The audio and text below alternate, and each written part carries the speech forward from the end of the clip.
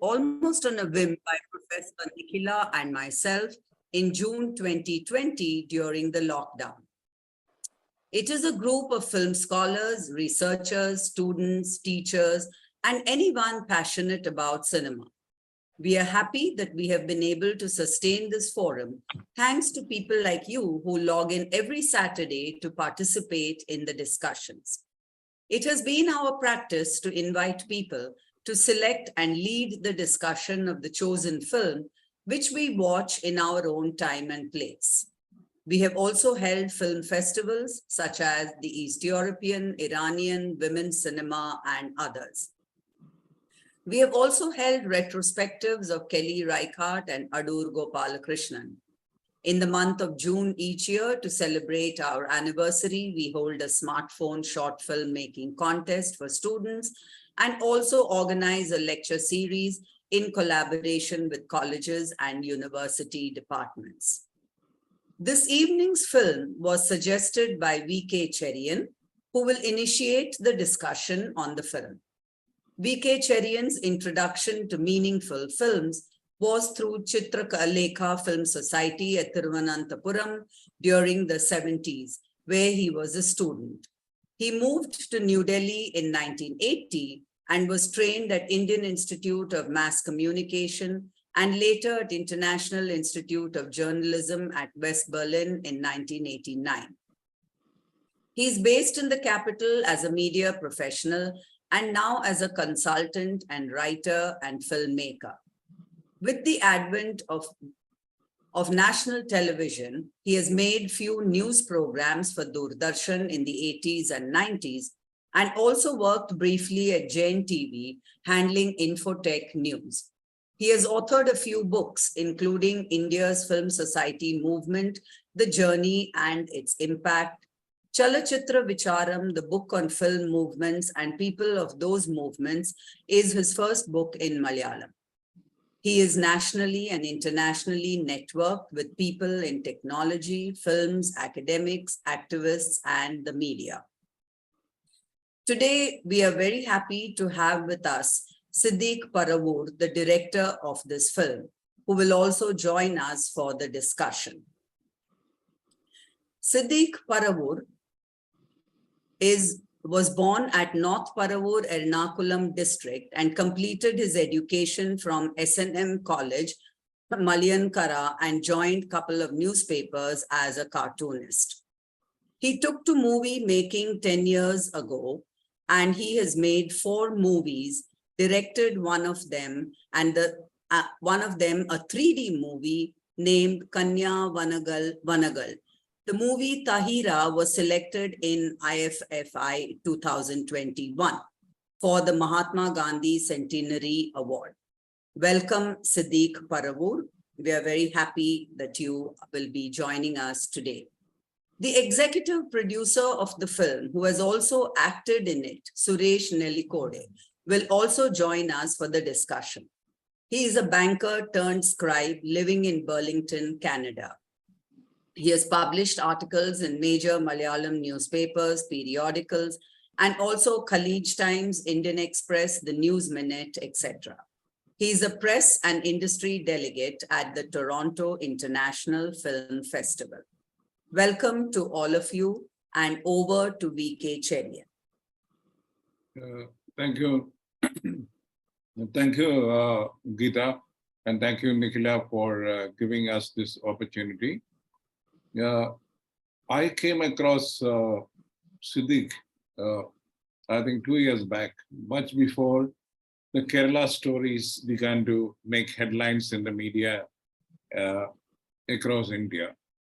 And they both, Suresh is an old friend, and they both told me about this film they're planning. I didn't know that Suresh was going to act. But when the Kerala story discussions were happening, I suddenly reconnected with that thread of the story, which I had seen in the Wimo some time back when they completed the film. And I thought it was a very explosive subject which Siddiq is handling with such a humane and passionate way that it must be introduced to the, the people who love meaningful films. And especially in Malayalam, there is a trend which is now is totally different from what is happening, I'll say 30 years back. With Arvind and Adur, John Abraham trio having retreated. Adur's last film was, I think, in 2016. And there's hardly anybody of that stature coming up, though there are some good films occasionally being made. And there are films made by youngsters now that the video has made filmmaking easier and less expensive compared to what it was earlier. But content-wise, I will say there is a downfall in general in Malayalam films.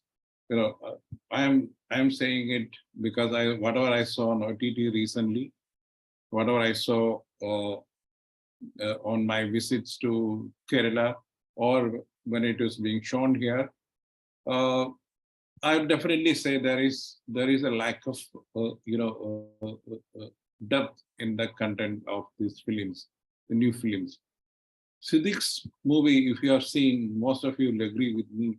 It's a very intense human story, which is very, very contemporary, and people will be surprised that such things happen in India in these troubled times of communal and religious divide.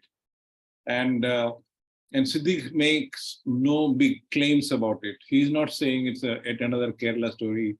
He just goes about it very, very straight narrative of a family which happened to adopt kids, a Muslim family. That too, the social and political significance of this is that the Muslim family is real, and it is in the Muslim majority district called Malappuram, which many of this new political people say it's a Pakistan of Kerala. But this story happens there. It's a real-time story. It's not a fiction, which Siddique is trying to write or imagine. Siddique bases his film on a real-time story. That too, he didn't know about it till the Sreedharan, made a Facebook post. Then that became an issue. And I'm sure Siddique will narrate that portion of it. But what one can make out from the film is that intense human touch of the filmmaker towards the subject of how human beings relate to each other, irrespective of religion, class, caste, everything. And there are people in all regions of India who does that.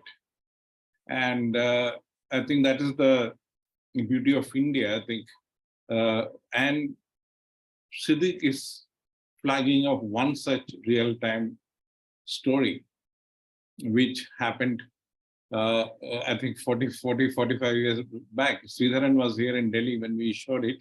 He's 47, if I'm not wrong. And we had this terrible thing of, people seeing Siddique.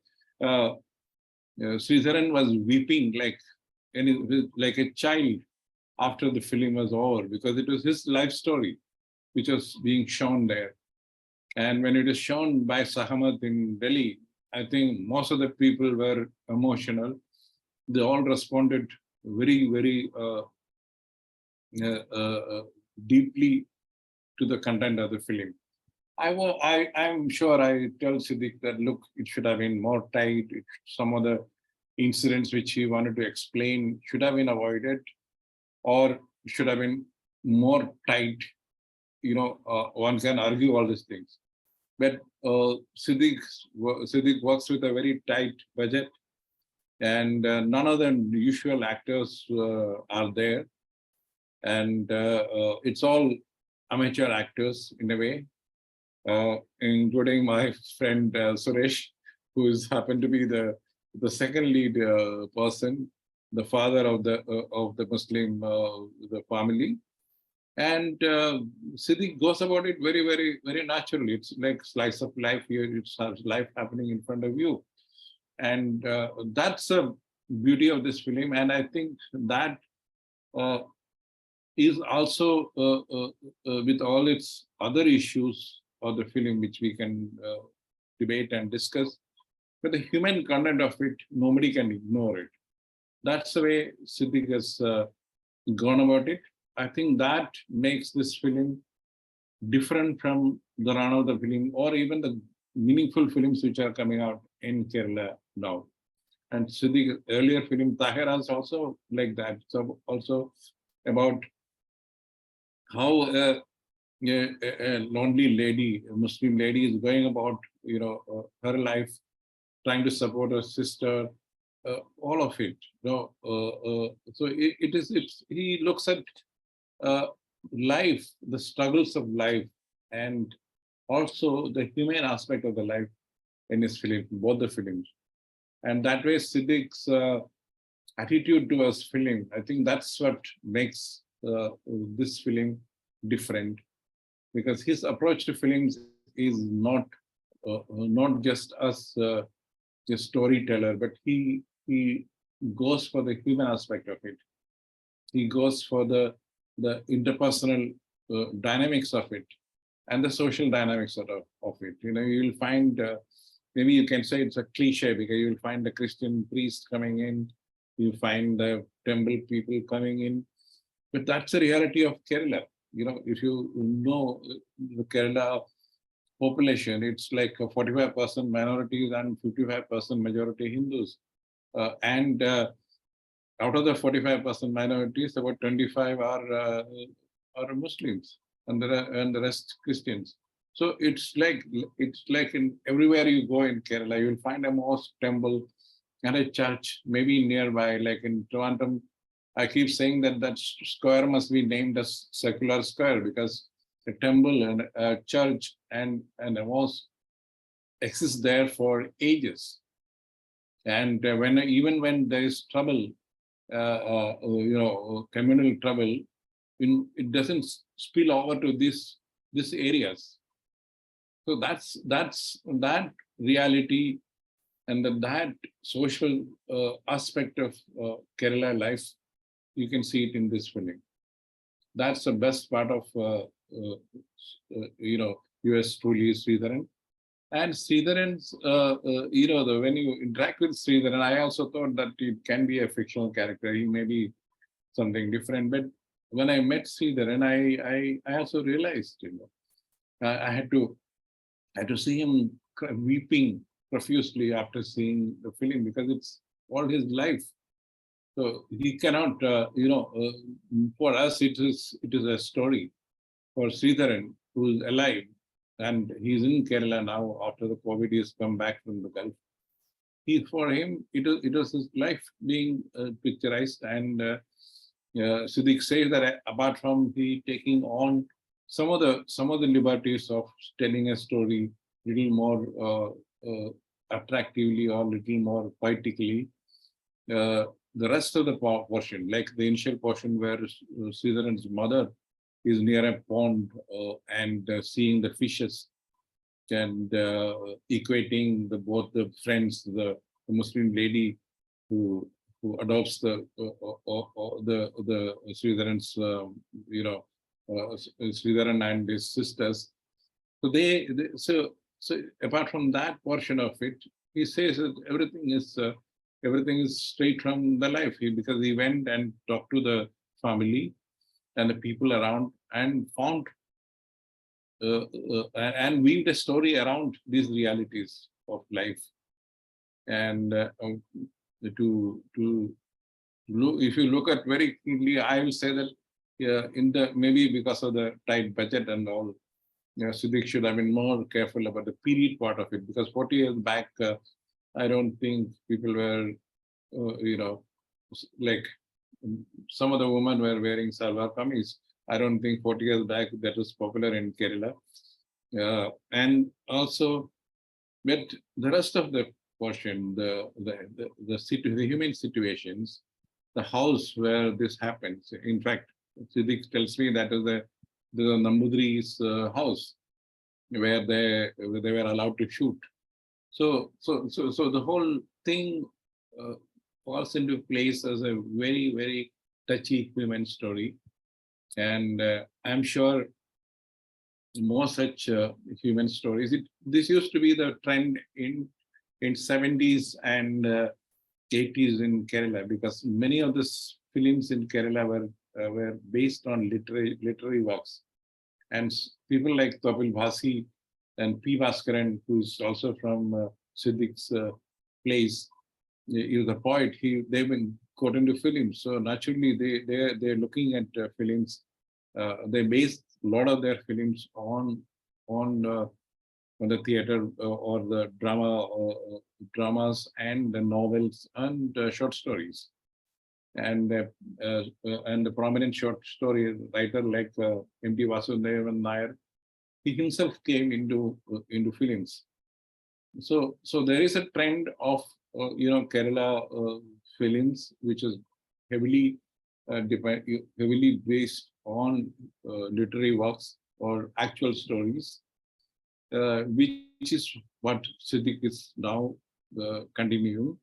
And I'm sure uh, his next film will be much, much stronger and tighter than what you saw now, because it's also a learning curve for many other filmmakers. But with all that limitations, I will give Siddiq. It is a human document which people with open mind cannot ignore. And I'm sure Siddiq will be noticed in Kerala and outside for sure, because of its content and the way he approaches the subjects. Like, for instance, he brings in the railway track. I'm told one of the most beautiful railway tracks in this country is that Shonur-Nilambur railway track, where British used to carry the timber from the forest of Nilambur to the mainland, the teak and other things. So he uses that as to show the passage of time and life and everything, which is I think very beautifully done. And another factor is that Siddiq himself handles the camera. He edits it. He visualizes it. He's a one-man army doing everything. And that's also is that way. He's an author in making, and I'm sure that he will take charge of all the departments, because the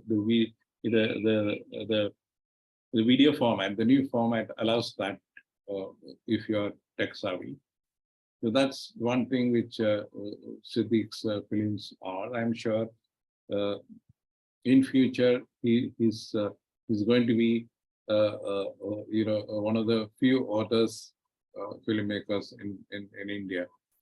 I think I will end that here, and Gita, I think Siddiq or Suresh or others can respond. Yeah. Thank you very much, Cherian. Would the director like to speak now, or should we open it up for discussion and then you would like to come over?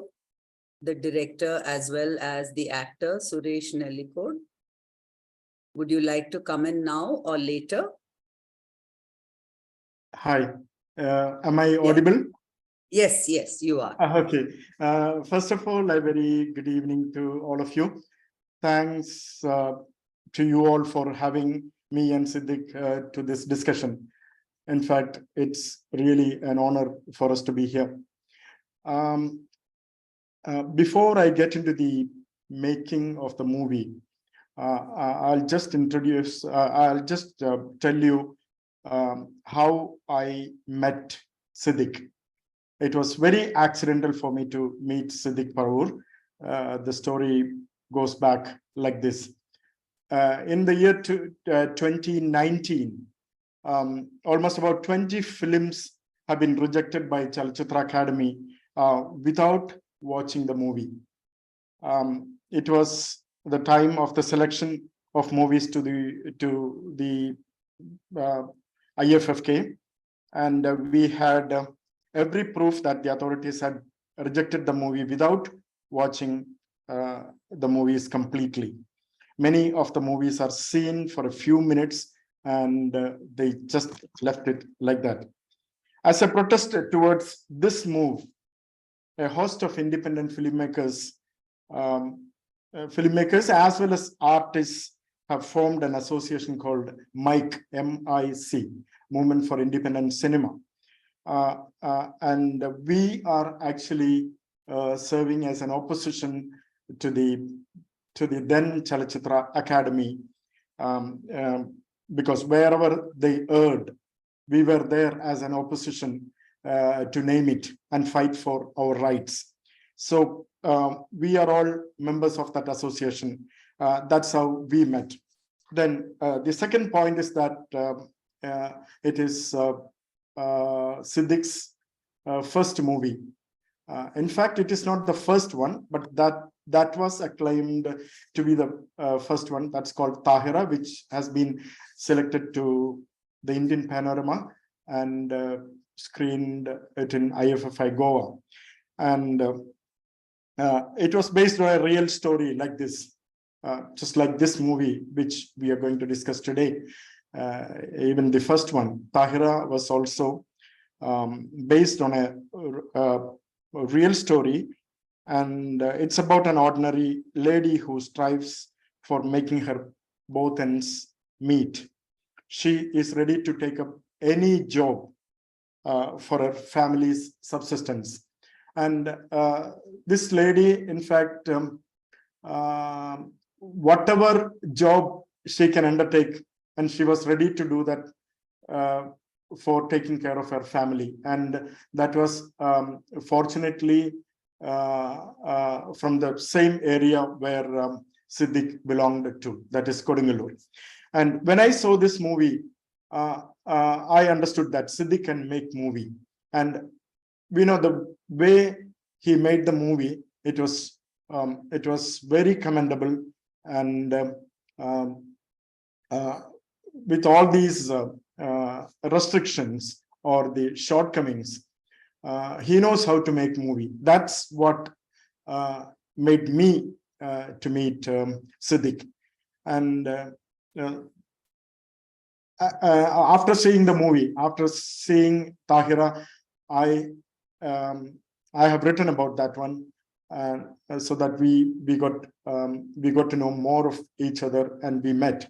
Of course, we used to meet in the Mike's meetings, and we used to meet, especially when the International Film Festival of Kerala taking place in Trivandrum. We used to meet and discuss. So that was the time the members of the Mike used to meet, so that everyone can participate when they are attending the film festival. And coming to this movie, just we worked our fingers to the bones to complete this movie. Actually, the production of the movie, you all know that it's a project that has every edge to fall. Unless we have a very foolproof planning, the project is likely to fall into pieces. And we started the shoot in I think it was the 15th of May last year, and we finished the work. We finished the shoot in 2 weeks' time, and quite to our misfortune, after the last day of the shoot, the producer went absconding. You know, he was undergoing a lot of pressure because he has lost a big fortune for doing his charity work and all those things. And there was a lot of pressure from the family, and his hands were tied up, and he went absconding. So since we finished this shoot, we had a desire to finish this movie at any cost, and we went from pillar to post and seeking for help to finish this movie. And we got small contributions, and some people lent us some money, and we got even from Canada itself. A lot of friends contributed small amount. Like it's so eventually the movie has become a crowd-funded movie, and we somehow finished the movie, and that's what I would like to say at this moment. And I'll be here. I think let's go to the movie and discuss the other points. And if you have any other questions, we can answer after that. Thank you. Yeah, thank you so much for your perspectives. Would the director Siddiq Parabur like to come in now, or would he like to come in later?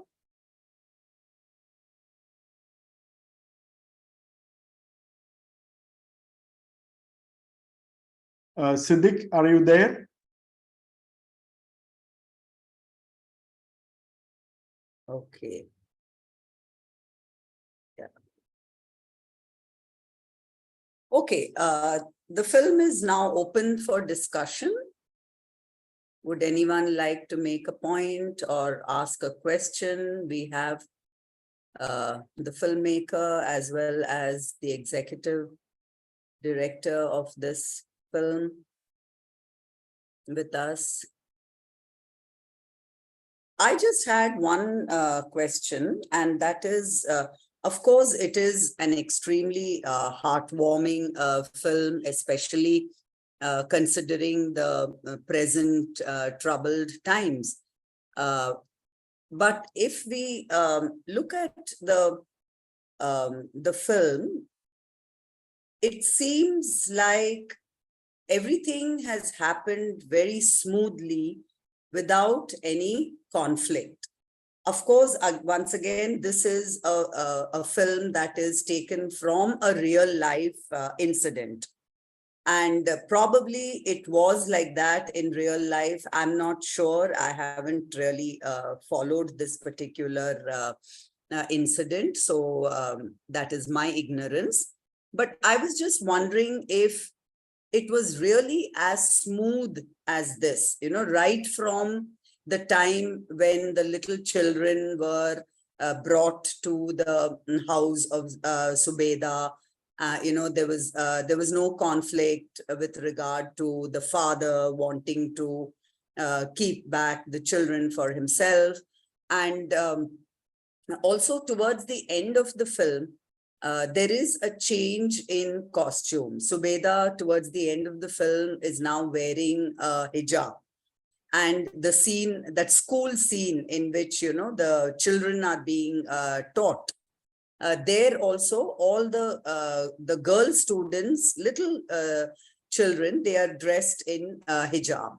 So clearly there is, some change that has happened in Kerala society.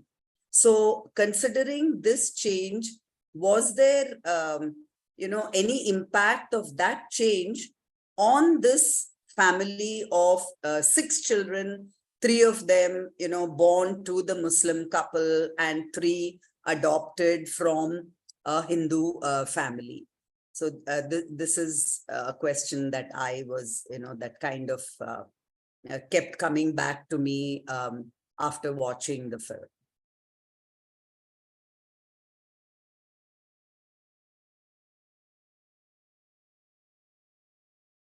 Cherian, would you like to address the question, or? Yeah, I think Suresh is better to this way, because I know there is slight change, but I don't know whether this family See, this Facebook post happened, I think, the last decade. So could be that some of the changes were slowly creeping in, and all this hijab and all these things happen in Kerala.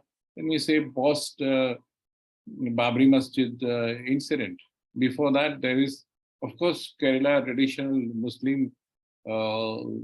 Woman had a headgear, but it is not hijab. It was never hijab, but it is coming in. It's a response to what is happening in North India. But again, there is hardly anybody who's talking the Islamophonic language.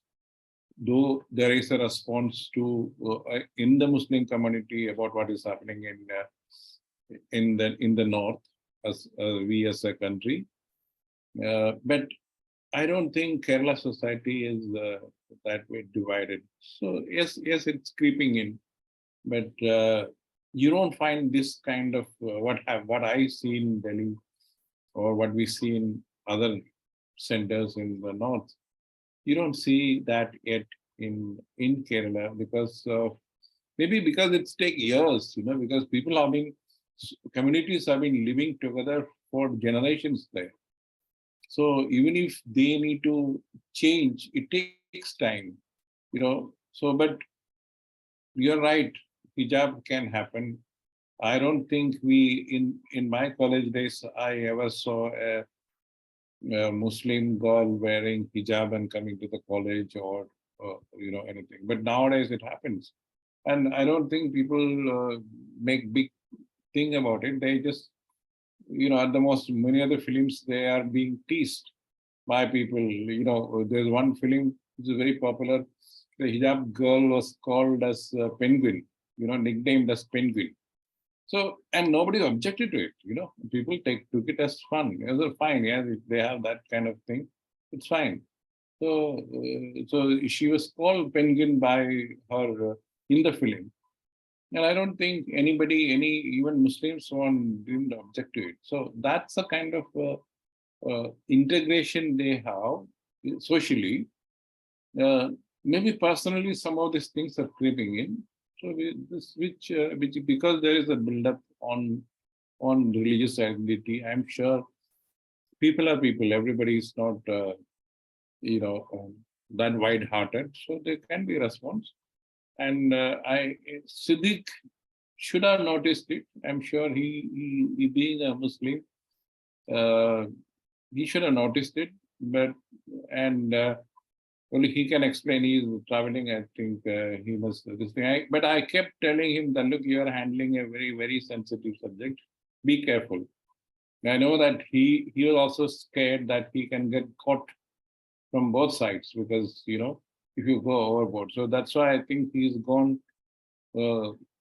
mild. He's not gone into confrontation. I asked him because you should have also detailed more of this option because the boy and the girl was given an option to be what they are, to be Hindus. And that portion, I think he just glossed it over. I think that's because of this. He didn't want to be caught between, the build-ups. So that's why I think he's gone. In fact, I was telling Suresh that please ask him to take a bold stand on all these things. The film will be different. So, but it's a filmmaker's choice. So you can't push him. So, but I think he is trying to explain things, and that's why I think you find everything going smoothly. So he's not bringing in the not brought in the confrontation part, which should have been there. It is not without a talk, but that kind of animosity is not there. Even in Malappuram, the Muslims won't object such a situation because this is an old family. They are rich. They have been helping everybody around, so they won't mind on more, especially with the Both the ladies were close to each other. So though one is a house, maid, but they had a human equation. So and the husband was away. So I think that thing happened. I think many we see it in very many things, times in Kerala, because I remember as a child growing up, a lot of this, there are few families attached to our homes, in the middle class homes, where we used to look after them. My father or my parents used to look after them, ensure that the children get job or educated and all these things. So this was happening informally, but here it's juxtaposed. It is shown, and it becomes significant in our times. I don't think in 40 years back in Kerala, this should have been, something new, where people have to respond or react or something. But maybe 20 years back, maybe people will start responding. If you ask me, is it still happening? It may not happen now. So that's a change which is happening because of various responses of what is happening around us. But otherwise, I think 45 years back, Sreedharan is 47. Suresh can confirm it. Sreedharan is 47. I think that time, 47 years back, this was the reality of Kerala. And, I won't be surprised if it is changing gradually, as hijab comes in, other signs of religion comes into your daily existence, which is not there. So, Okay, thank you. Thank you so much for that. Any more questions, comments?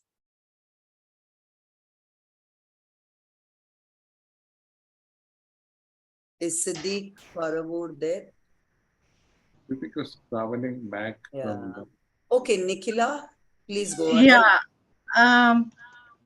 I just wanted to, just share my response to the film. It's a film that seems to me like, it's set in a different time and space.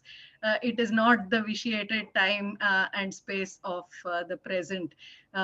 So in that sense, it was really a welcome film to be watching in the present day context. And also, I think it's important, even though it seems a little anachronistic to watch films like this at this point in time, because you see a certain enmeshing in the lives of communities that in today's context people would like us to believe exist in some kind of compartmentalized fashion. So, and also in a context of mutual hostility, that's what people would like us to believe. But I was just wondering, while watching the film, religion or the children seem to belong to a different faith. At no point, is it a driving force for any kind of plot conflict too. At various points, I was thinking, okay, so this is probably going to ignite into a crisis moment. Maybe there are other people in the village who are not going to look upon this kindly. So every time a new character or a group of people came, I thought, okay, this might ignite a crisis. So, but one of the aspects of the film is that virtually there is no crisis. So everyone seems to accept it almost as a matter of course.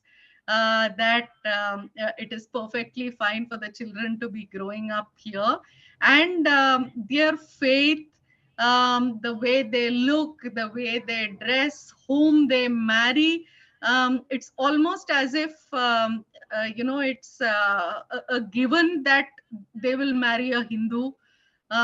It's a given that they will be allowed to practice their own faith. I was wondering, is this somewhat utopian? Is this somewhat done with an done with an aim to address the complexities of the present in a particular kind of way, that is to show that well, this is possible too. So we need not be surprised, this is possible too. And also I like the way in which the family is given a particular kind of rationale within the plot as to how or why they welcome these children with open arms. The charity that the mother is so much involved in, the grandmother's large-heartedness. So generally, I mean, as characters, there is enough for us to see that this is plausible. But I was just curious to know, I mean, is it something that is done in order to address people who would like to see communities in compartmentalized fashions? And also, if Siddiq is also the story writer of the film, maybe he can tell us, it's not a film that is driven by any kind of crisis.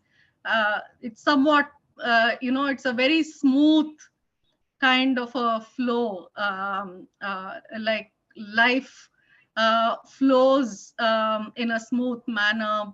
The children are brought in, then they grow up, they get married, have lives of their own. So it's almost like a kind of arc of life that is traced, but in a somewhat placid tone, I thought. Thank you very much, Cherian sir, for introducing us to this film. I remember you saying that this is what we should watch, not the Kerala story.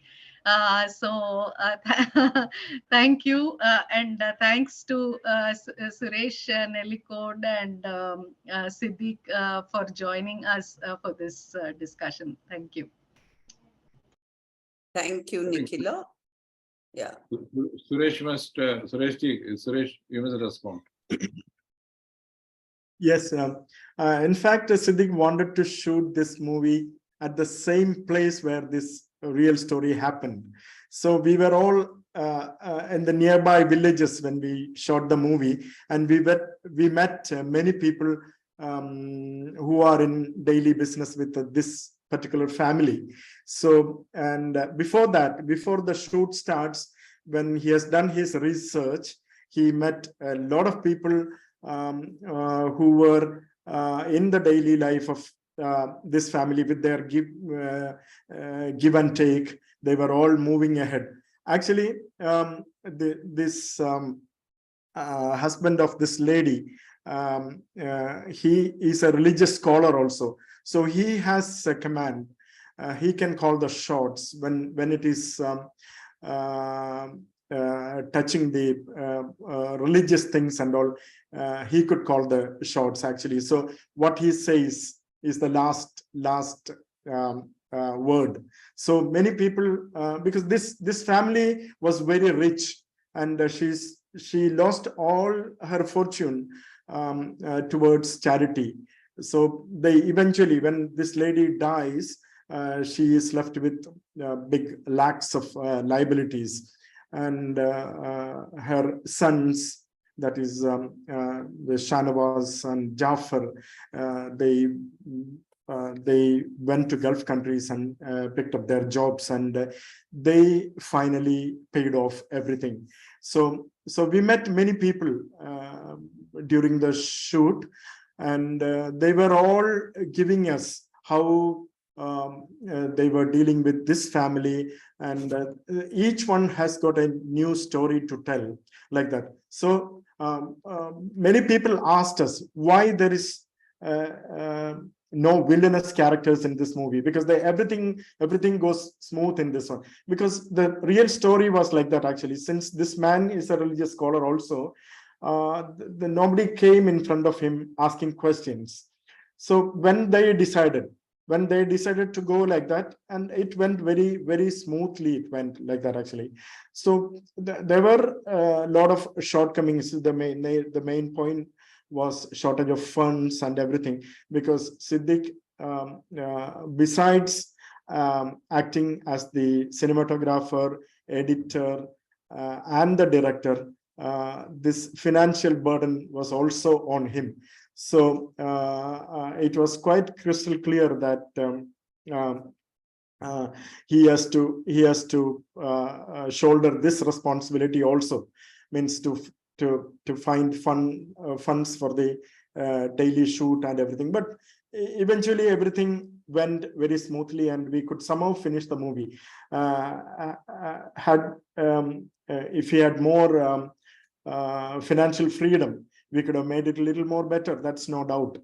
And when Cherian explained the hijab part of it, normally, as he said, in our childhood days, the school, college days and everything, there were not much people wearing this Islamic dress, especially towards the south.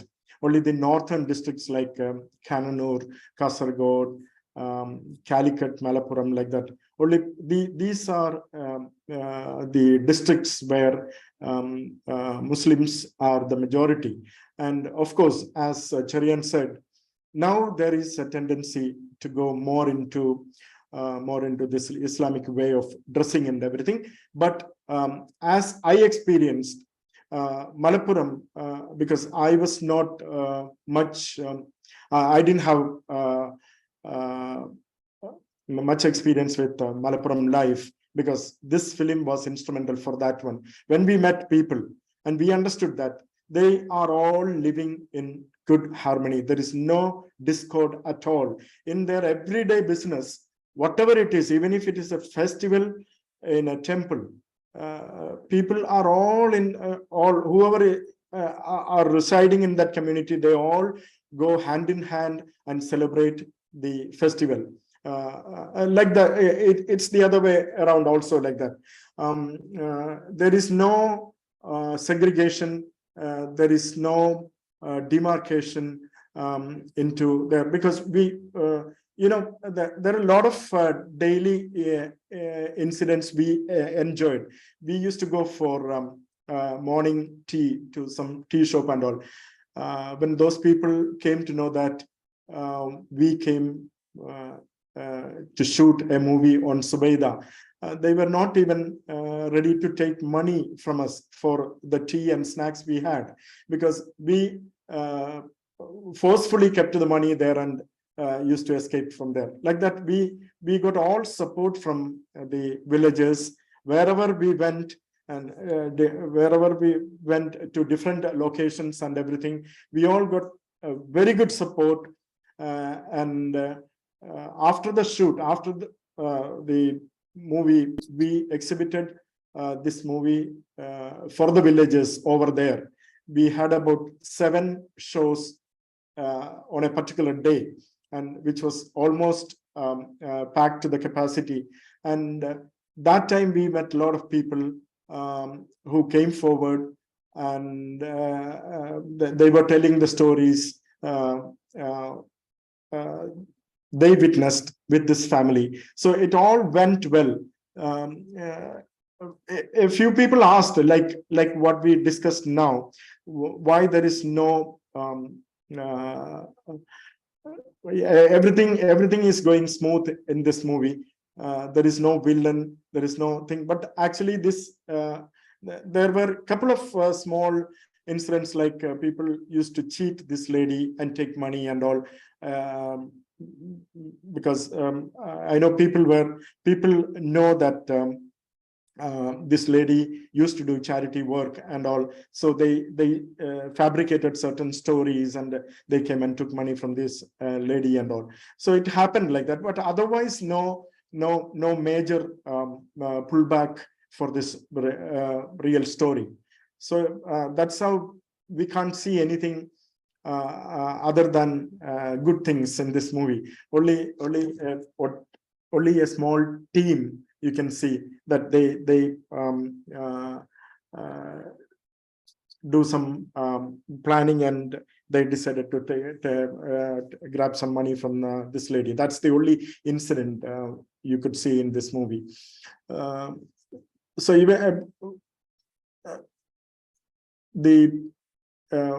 when we went and we met the villagers, they all have to say different stories connected with Zubaida and their family. And when Sreedharan put this Facebook note, actually people believed that this is some fake, this has come from some fake account, and this is not true. There are a lot of inquiries, a lot of comments came for and against it, and many people didn't believe that this is leading to a real story. Then it came into the local newspapers. So that's how even Siddiq also came to know about this movie, and he went to that particular place. He met some people, and from people to people, he has done his research, and he prepared this screenplay like that. Everything went well, in fact, because that was a great experience. The shooting itself was a great experience for all of us, because there is nothing nothing went across her charity work, and people are really still those children are living in harmony. And Sreedharan is yet to go to Gulf countries, and Jafar is going to take him again for some jobs and all. So they are all living very peacefully, go hand in hand, and that anybody who can go to that village can see this really happening. There's no exaggeration about the movie. Actually, everything, whatever is happened, it is really pictured in that one. That's all about it. Thank you. Yeah, thank you for your response. Any other comments, questions about the film or about the discussion so far? No, just May I to say, ma'am? oh, sorry. Yeah, go ahead. Yeah. Okay, so I really loved the movie, and when it was over, I was surprised to know that it's a true story. Like, it's unbelievable, nearly unbelievable in today's day and context. And if I might say about something similar happening in the city which I belong to, Cuttack, Odisha, during the Durga Puja time, what usually happens is the Muslims, they make the idols, and the Hindus worship them, and they do it in a common place. So that is usually happens, and that came to the news very late. People, because that is a thought which I had after the movie got over. Just because it was a village, the harmony within the people was well seen. If it would have been a city or a rural place or a metro, for that case, the disturbance would have been much clearly seen, about which we were talking. Maybe it could have had. A small question which I had to ask the makers of the movie is, when the Hindu children's mother died and the father, he let these children live with the Muslim family, did any relative of the Hindu children, did not have any problem with these children living over here? Did they consensually agree the children's staying over here? That is something which was wondering. which I was wondering after finishing the movie. Otherwise, it was a really nice thing to know about something like this happening. Yeah, thank you. Thank you, Shubhranshu. Since these children belong to a very poor family, and they didn't have any other relatives, and nobody came forward actually claiming their responsibility to bring up these children. Nobody even came forward. So, and since this family is rich enough to cater to the needs of these children, and people were happy, in fact, because only at the end, towards their end, when I think this lady expired some 3-4 years ago, and only that time they had some hardships. In fact, by the time towards the end, Shanawaz, the elder son, went to Gulf country, and even Jafar also, the second son. So once they started earning money, they didn't have much of problems, in fact. So they all had a good life over there. And since they belonged to a very poor family and there were no other relatives, nobody came up, in fact. So everyone was very happy in that. Yeah. Also, one point you must know she is from a lower caste. Chucky, the name generally is of the lower caste. It can be no, it can be, I think, less than OBC in the caste hierarchy. So they are generally hand to mouth existence. So that's why they go to the rich people's houses to work as maids and all. So when they have 3 kids, the fathers say that, look, I'm not able to sustain. I don't know how to look after them. He doesn't have the money. So naturally, the lady knew about it. The foster mother knew about it. That's why she was adopted. Thank you. Thank you. Any other questions, comments?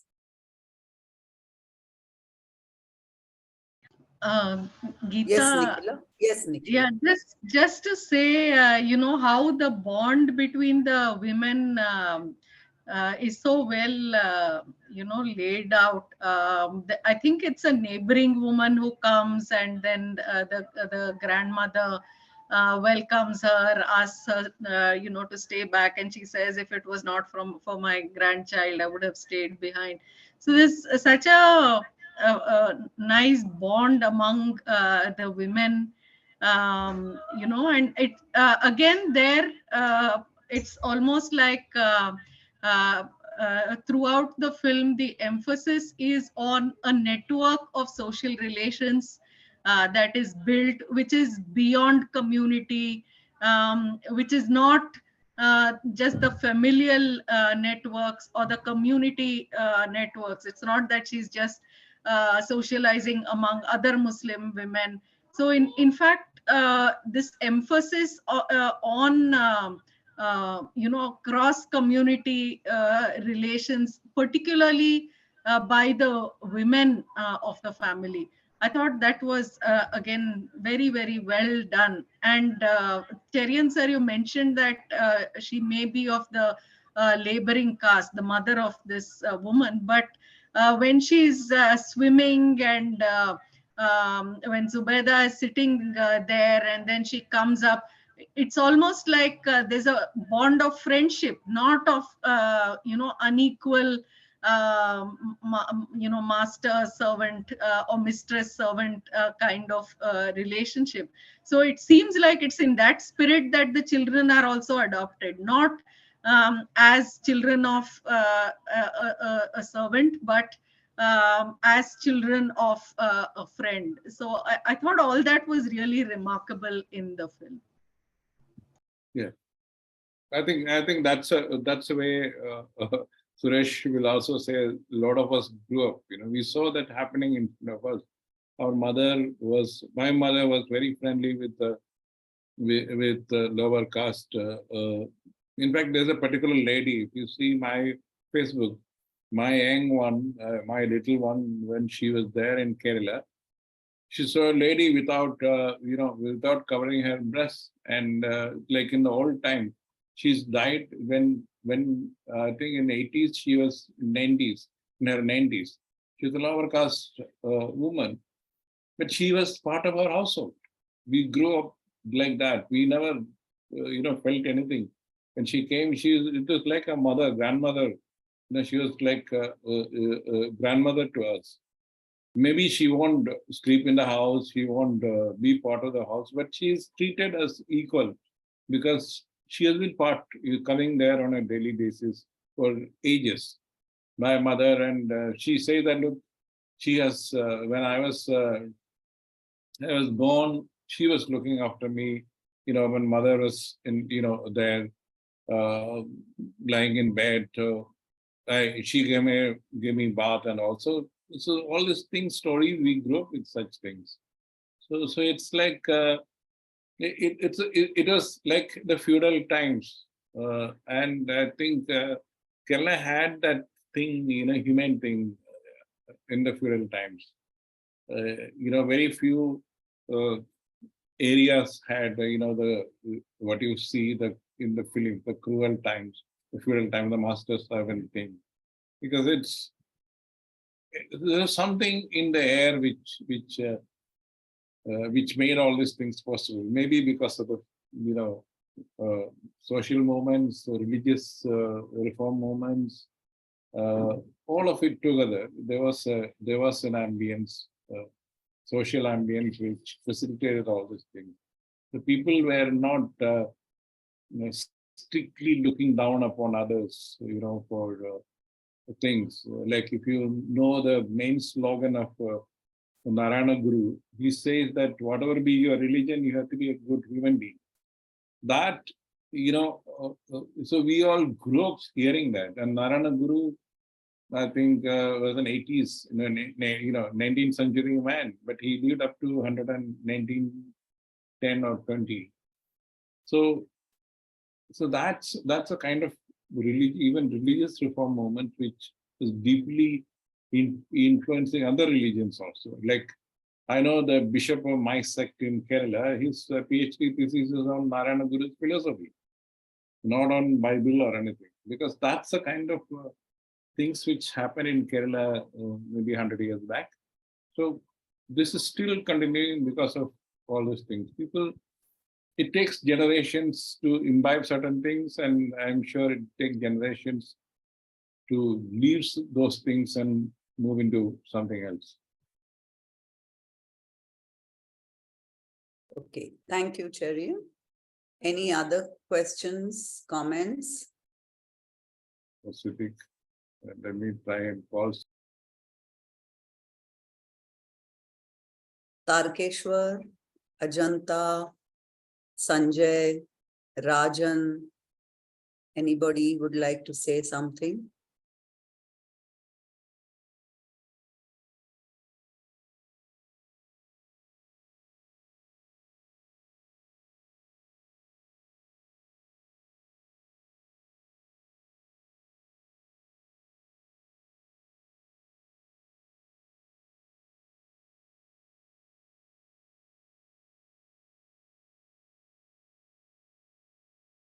Madhurima, would you like to make a point?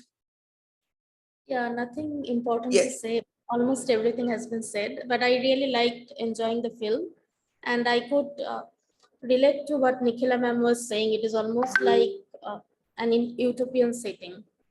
Yeah, thank you for recommending the film. Okay. Thank you, Madhurima. Ruta, would you like to say something?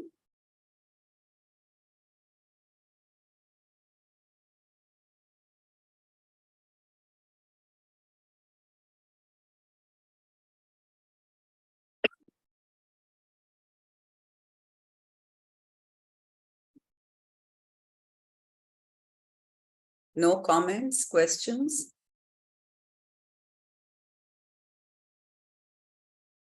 I just want to make this thing on the utopian thing. In fact, I was also teasing Siddiq when he came to Delhi that, look, it's too good to be true. You'll get such remarks. He says, look, I'm not saying this is the reality, but this is a possibility which existed. Maybe it won't happen in future, but we don't know. But it existed, and there is proof. Sreedharan is the proof. So, in fact, that's how I insisted that Sreedharan must be brought to Delhi, and people must know that it's not a story, utopian story. It is a story which really happened. And everybody was touched when Sreedharan started, sobbing after the film. And I think one of the journals, Malayalam journals, took the photograph of course, I was hugging Sreedharan then. Our photograph, Sreedharan sobbing, and I am holding him. It is published across Kerala because it is for Sreedharan, it is real life, and it's not utopia. It really happened, and he's alive. And for him, it is not film, it is his life. So all I can say is when you say utopia, we are also teasing Siddiq with that, like people will say it's utopia, it can't happen. But it happened. That's the way it is. And he says that, look, maybe you don't need to believe it, but it's a possibility which existed in real terms. So that's so the utopia makes me that this thing. Yeah. Yes, Tarkeshwar, please go ahead. Okay. Just to respond to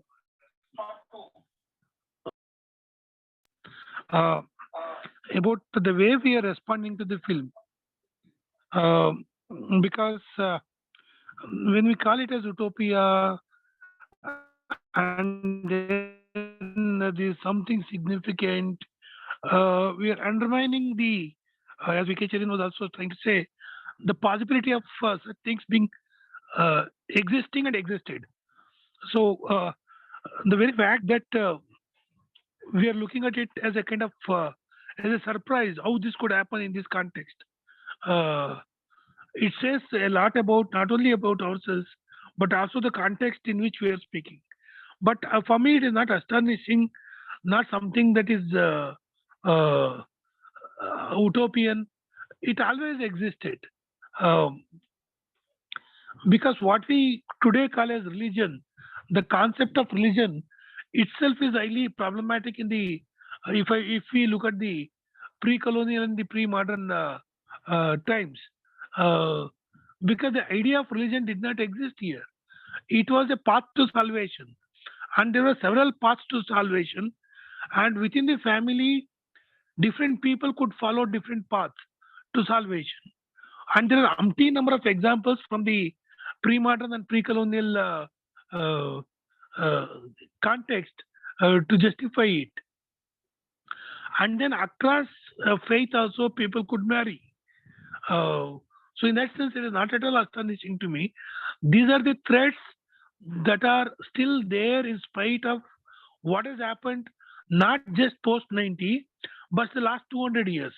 The way the European concept of religion came into India and took us into its fold, and the way we are operating today.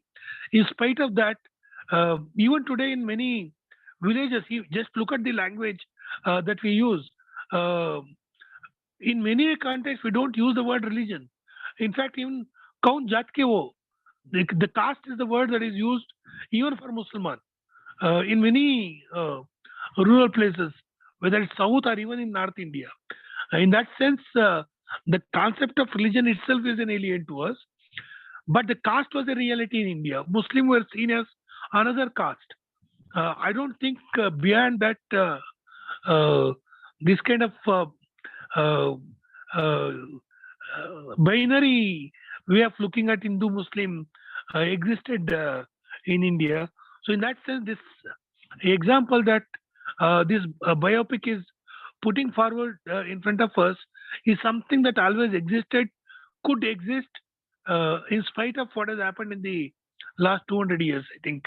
So in that sense, it is not at all surprising to me. We can see many such examples if we uh, dig deep into even in the modern context. So saying this, I would thank VK Cherian sir and the entire film team for uh, helping us to uh, try to come out of the muddle in which we are in the last 200 years. Thank you very much. Thank you, Tarkeshwar. Would anyone like to respond to this?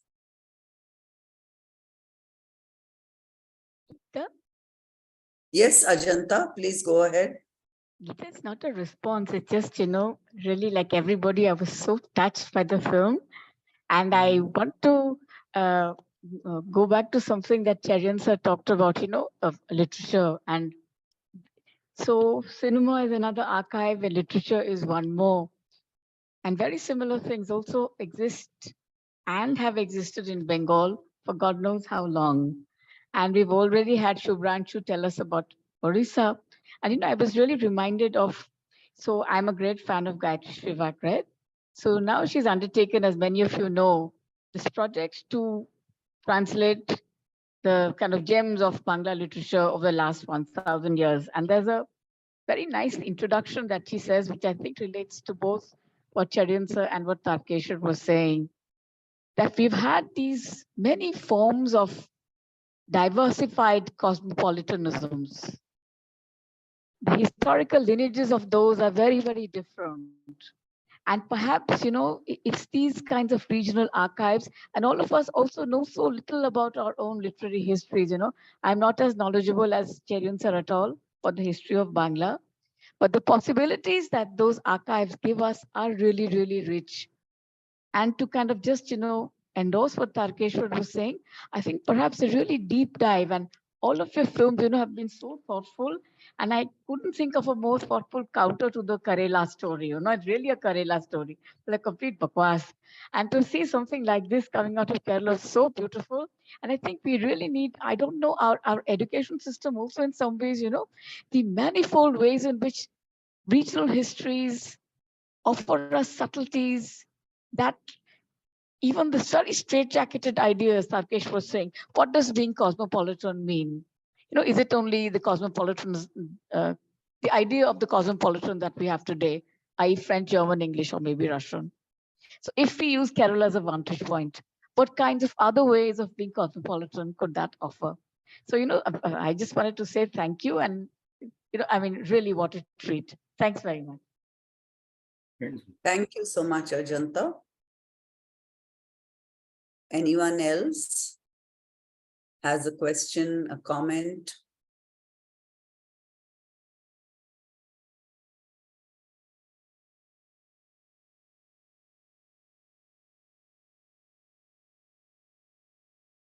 I think it's not possible for Siddiq to participate. Yes, he's traveling, he's Okay. in a car or something, so he's not able to this thing. Okay. Any more responses? Okay. Suresh wants to say something about. Suresh, would you like to come in? When it comes to the core, actually, people have no differences. They all go in good harmony. That's what we saw in Malappuram. Not only in Malappuram, many parts of Kerala. People go hand in hand, and only some miscreants want to make some problems in between them, or they are the people who reminds them about their beliefs or caste and religion and everything.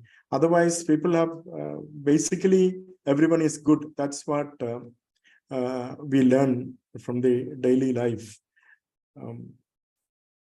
There are a few more things came out after this movie, because there are some similar incidents. In fact, it is not very similar to this one, but people used to sponsor beyond the religion and everything. But this was the one that created headlines, because these children have lived in a Muslim family. That's what it brought it up. Because nothing to that sort came up, because people used to sponsor children and all those things, or they used to help financially and all. So these things take place, but it needs a lot of courage to take children of a different religion to the home. So that's what made this also the story into headline, to the headlines actually. Nothing more to add. If you have any questions, then we can. I thought Siddiq would be here to give the right answers from the director's point of view, but unfortunately, I think he's not at home and he's traveling.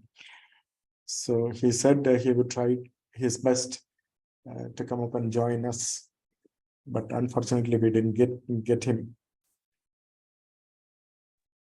Suresh, so may I ask you a question? Yeah, please go ahead. Yeah.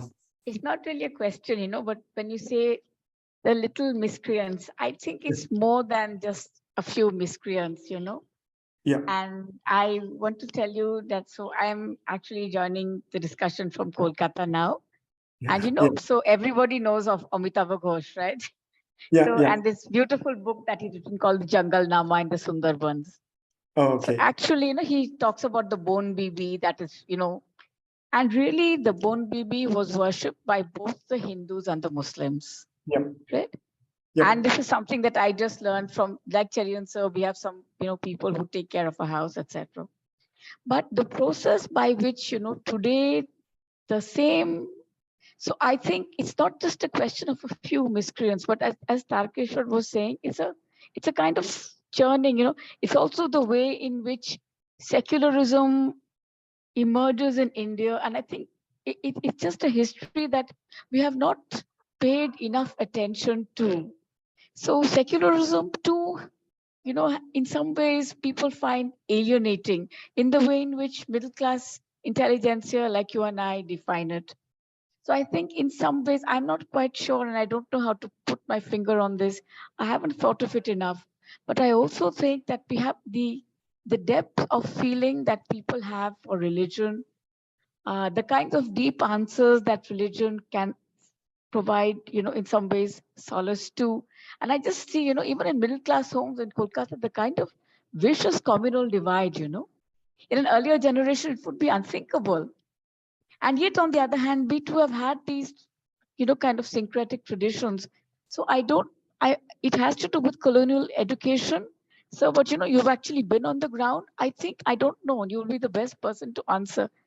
It's not just a few miscreants, it's kind of a deep kind of change in mindset. And I don't know how. And I don't even know if Kerala and Bengal are comparable or are they very different? People are, in fact, literate, mostly literate in Kerala, and so that's why it is not a thing that is easily sold over here. Religion or the religious differences, it's very difficult to sell it in the market. It's all the societal pressure. And on the people they want. I belong to a village, and I need the support of my people. That's what every family thinks. They need support when a marriage takes place or when death takes place. They need the support of others. But I see a different life in Canada. In fact, there is no societal pressure at all. So people are free and no one interferes in the other man's life. They don't even ask personal questions even. They don't go to a home without taking prior appointment or give a call. They cannot abruptly go and knock at the door, and they don't do that one.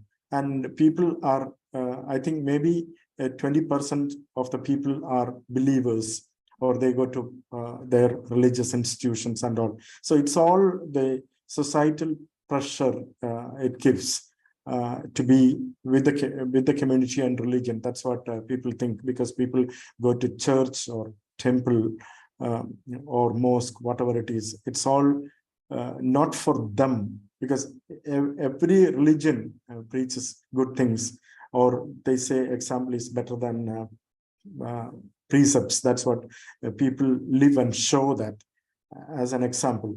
It's all because of the pressure a religious institution gives to their community people.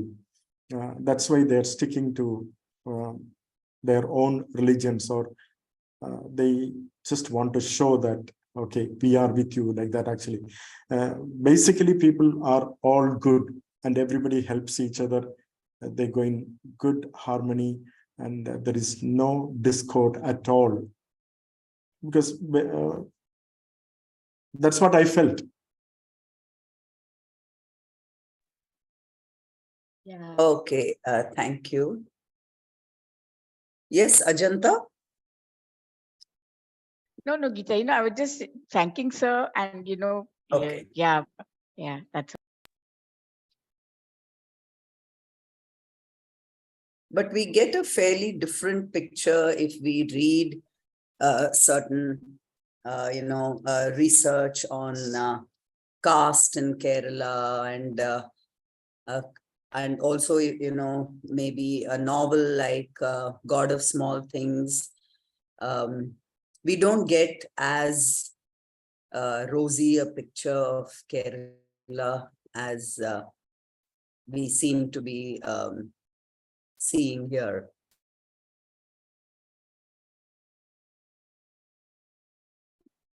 Yeah, I wanted to thank you, Geeta. I wanted to say that, but I was afraid.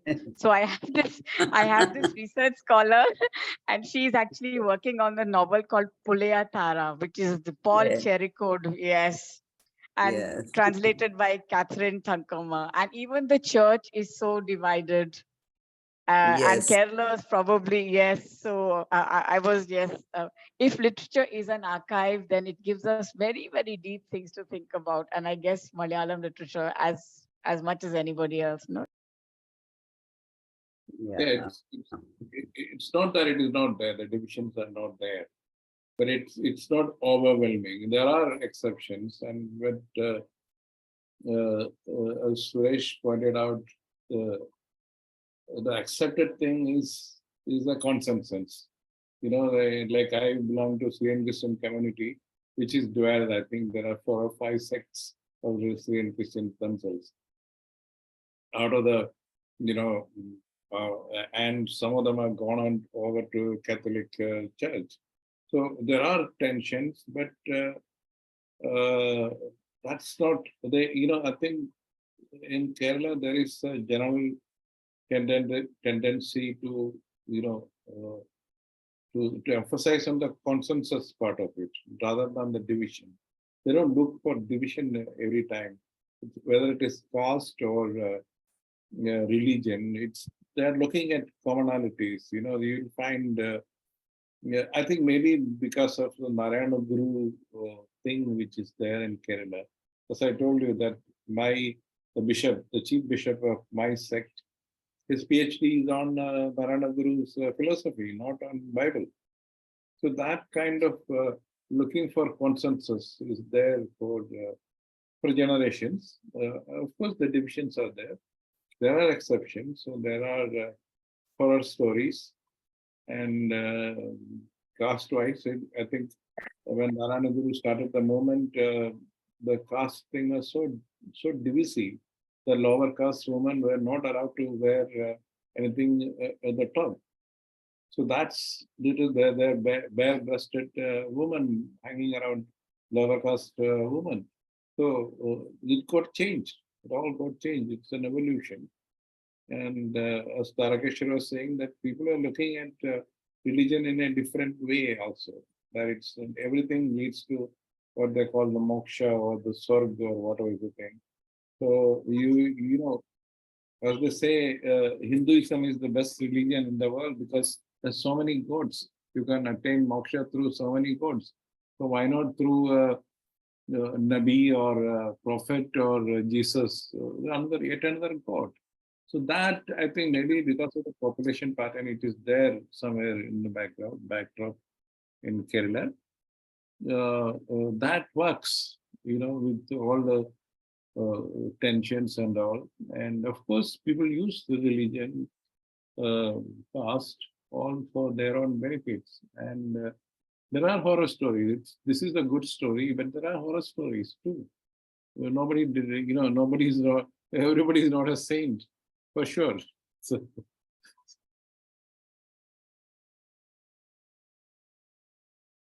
Any other questions, comments?